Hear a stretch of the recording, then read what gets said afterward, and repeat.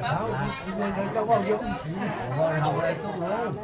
เอาเดือนวันเอาเดือนละต้องลงแล้วถามมันเดี๋ยวสีก็จะพอสองมา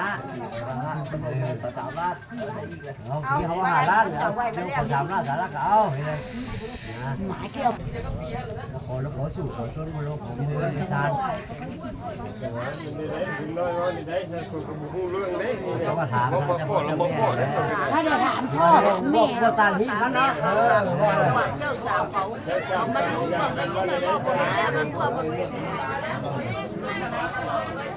หัวก็เอาบอกไปก่อนกับไปแล้วไม่กล้าได้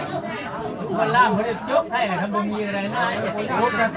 ว่าบอกเราให้เรากระเต้นมาจังมันใช่ว่า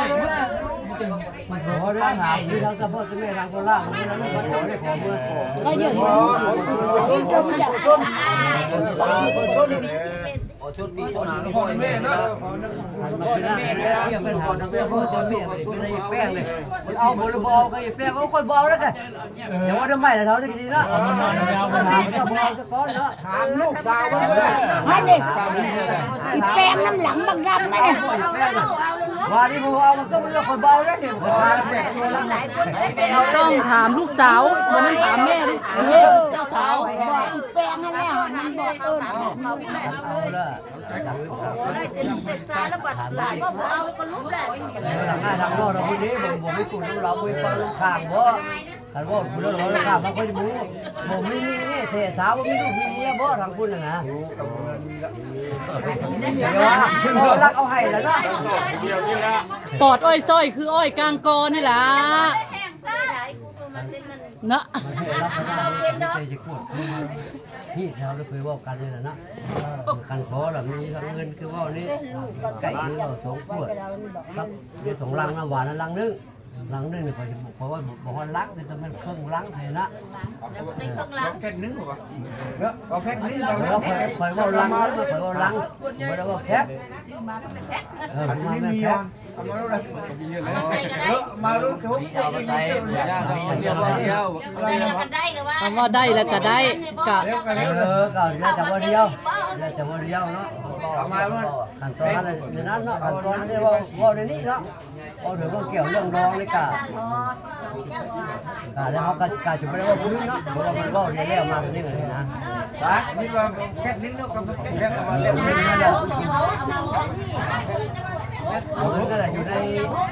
เอามาตื่มให้ฮอดลังเพราะว่ามันเป็นแพ็คเพิ่นเว้านะโมเมนต์ลัง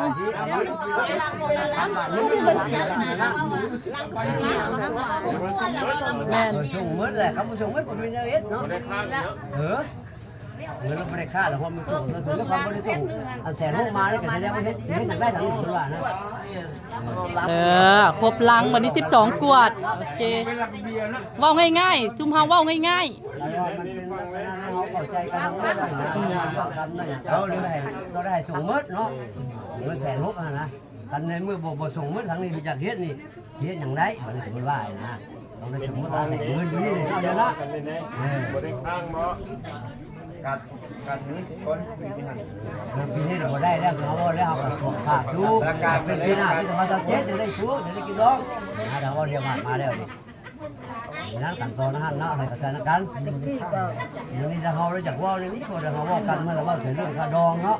ยังที่จะตัวคอที่สี่ไม่มีคนเคียงเรายังลูกยังตาเงยยังก็จุดมันทำได้อันนั้นเว้ยเป็นยังเจ้าก็บอกว่าเมื่อเป็นเดี๋ยวว่าอย่างนี้เบิ้ลได้เมื่อได้ถามมาได้ขอถามมาได้ถามแล้วได้ยินไอ้น้องลูกตาอยู่เบิ้ลถามแล้วเมื่อไอ้แป้งถามแล้วถามแล้วเบิ้ล3 ล้านฮะถามแล้วใส่กันจะตั้งใช้แป้งมาว่าบุรุษถามแล้วเมื่อนั้น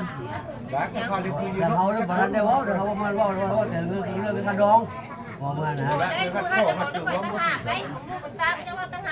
ผมทำไปแล้วว่าผมยังมาขอทำไม่ได้ก้าวให้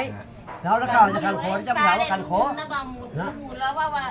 เรื่องยังเมื่อยังก่อนยังได้ถามได้สั้นแล้วไปว่าแล้วเขาว่าเรื่องดองเขาว่ามานะ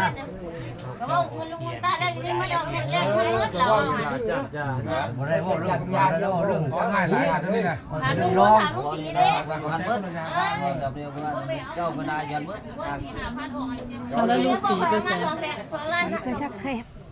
อันนี้มันเอาเดือนเนี่ยเราขอได้2 ล้านหาได้แล้วว่าเอา เขาอยู่กับตัวลงให้อยู่นี่นะคุณพ่อกลางคืนเบิดตัวหาเรื่องนี้ ทรายว่าเดียวเลยอยู่ละวัน เวลามาประสานเดียวต้องเขียนเป็นเนื้อในเองมันจะยื้อเดี๋ยวจะเขาไปจืดมันจะหมดข้อเนี่ย แต่จะเขาแล้วเข้าใจแล้วนะเขารู้นะเราว่าจะเรื่องเงินดอกนี่ก่อนวันเดียวเขา ถามแล้วถามเราเจ้าคณะยนต์ หันมาเลยลุงเลยเป็นคนว่า เขาว่าเมื่อเราว่าตัวนี้ก็ต้องถามล่าเลยอยู่นั่นนี่ไงเจ้าคณะบันทึกมันอยู่ตรงนี้ ก็จะหัน นั่น จะ นะ หันไหน เขาว่าคนว่าเมื่อนั้นมันพันได้ว่าเรื่องคาร์ดอนเขาว่าแต่คาร์ดอนแล้วคาร์ดอนแต่ผมไม่ขับผู้เอานี่เขาพันได้ว่าว่านั้นมาขอมีอย่างนั้นถามเขาถามแต่ว่าการขอมีอะไรมีอย่างแล้วกันบอกให้เนาะกับคาร์ดอนเขาว่าเรื่องเขาว่าเอา กระโดดเอาเร็วดิจ้ะ ว่าแล้วแต่ยังนี่พอเราเงินคือจุดที่ทำกันรู้ตาเราจะไปได้ว่าไอ้โลกมันมาห้องมาขอใช่ไหม